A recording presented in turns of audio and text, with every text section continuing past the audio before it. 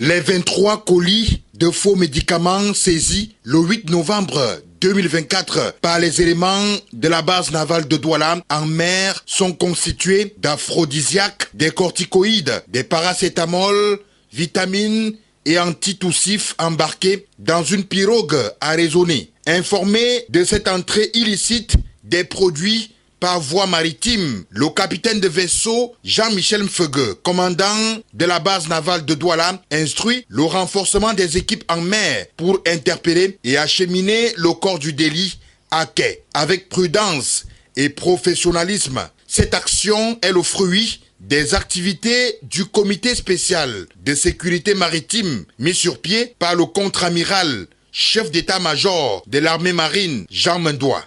Une fois à quai, le capitaine de vaisseau médecin Oko Petit et Dingele, les officiers de police judiciaire à compétence spéciale de la marine et Dr Yolande Yekeme, chef de poste santé aux frontières du port autonome de Douala, procèdent au dépouillement des ballots, une étape importante du processus d'enquête. Le trafic des faux médicaments constitue un véritable danger.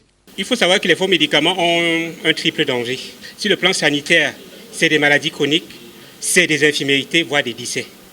Sur le plan économique, vous comprenez que c'est un trafic illicite qui génère beaucoup d'argent, qui échappe à tout contrôle et qui est recyclé dans d'autres activités illicites. Sur le plan sécuritaire, comme je l'ai dit lors des précédentes saisies, on a constaté un lien entre la montée de la criminalité et du terrorisme et puis l'augmentation du trafic illicite de faux médicaments.